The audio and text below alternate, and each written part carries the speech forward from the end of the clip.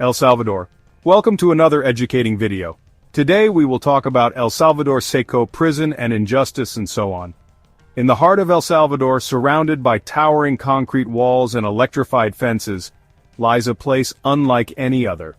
A fortress designed not just to hold criminals, but to erase them from society. Welcome to CECOT, the world's largest mega-prison, built to house up to 40,000 gang members. But beneath its high-tech surveillance and military-grade security, a darker story unfolds. One of mass incarceration, controversy, and cries for justice. A small nation grappling with big problems. Gang violence has plagued its streets for years. Now a new monster casts a long shadow over the country, CECOT. Known as the world's largest and toughest prison, CECOT is a chilling testament to a nation at war with itself. This isn't just a building, it's a symbol of fear, a symbol of iron-fisted policies, and a symbol of the human cost of fighting violence with even more violence.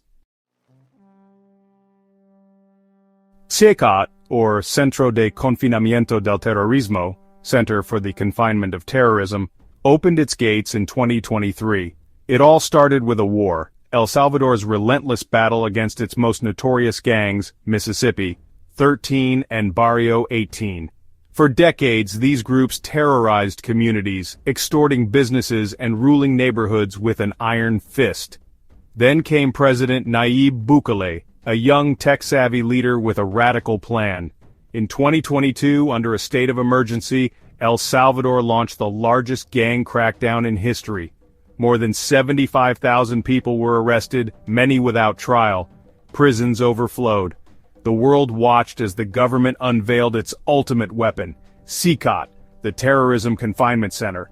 Located in Tecoluca, it can hold a staggering 40,000 inmates. A prison so massive, so impenetrable, it's designed to make escape impossible.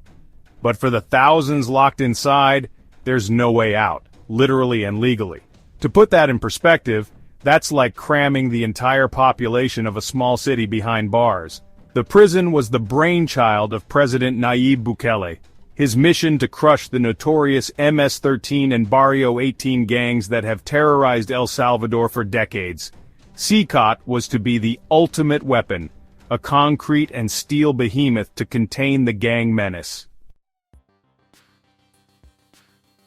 But CECOT didn't rise in a vacuum. CECOT isn't just a prison, it's a dystopian machine of control. Armed guards patrol its 37 watchtowers.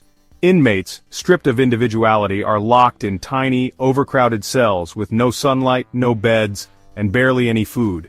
This isn't about rehabilitation, it's about domination.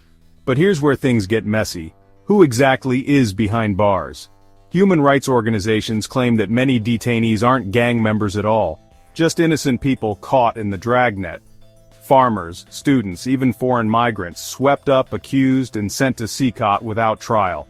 It was born from a policy as controversial as the prison itself, the state of exception. Enacted in 2022, this decree suspended fundamental legal rights, allowing for mass arrests without warrants. The result? Over 85,000 detentions, making El Salvador the world leader in incarceration rates. But here's the catch. Many were swept up with little to no evidence of gang affiliation. The line between criminals and ordinary citizens blurred into a dangerous haze. What awaits those who enter CECOT's grim embrace? Overcrowding so severe that inmates fight for space to breathe. The prison has become a global spectacle. Some hail it as a bold solution, a model for crime-ridden nations. Others call it a ticking time bomb, warning that extreme repression only fuels more violence. The United Nations, Amnesty International, and even former Salvadoran officials have raised concerns about torture, due process violations, and deaths inside CECOT. But Bukele's government remains firm. El Salvador is finally safe. And here's the twist. It's kind of true. The streets of San Salvador are calmer than they've been in decades. But at what cost? Food, scarce and often rotten. Healthcare? Practically non-existent. The most basic human needs are treated as luxuries. Imagine this, hundreds of men, heads shaved, many sporting gang tattoos, all clad in identical white uniforms, even their Crocs. This uniformity, this stripping of individuality is deliberate. It's about control, about turning human beings into numbers. Whispers of torture and death.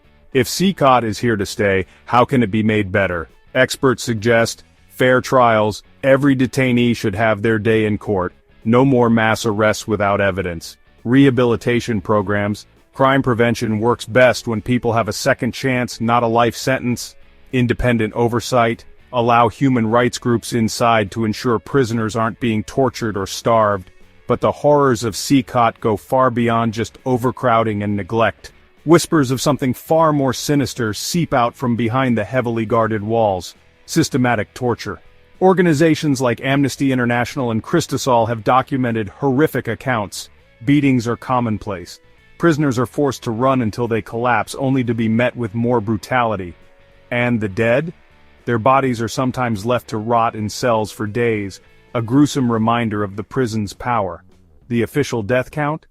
Suspiciously low, many believe. Section 6.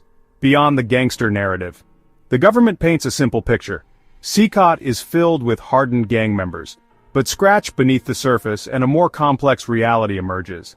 Many detainees are young men, often poor and marginalized, with no history of gang involvement. Their crime? Being in the wrong place at the wrong time. Having a tattoo that raises suspicion, daring to criticize the government. In Bukele's El Salvador, dissent is the new gang sign. Section 7. America's shadow looms large.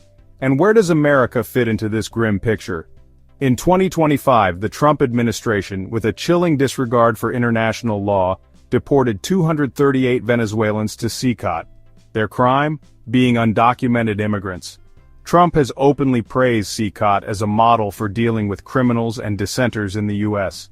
He even suggested sending Tesla vandals to the prison. It seems America, under the wrong leadership, is all too willing to outsource its cruelty.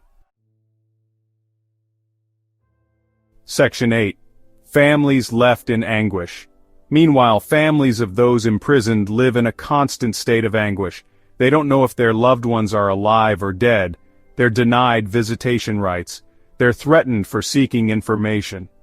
Their pain is invisible to those in power. These families are the forgotten victims of Bukele's war on gangs, their lives shattered by a system that operates with impunity. Their stories need to be heard. Their voices need to be amplified.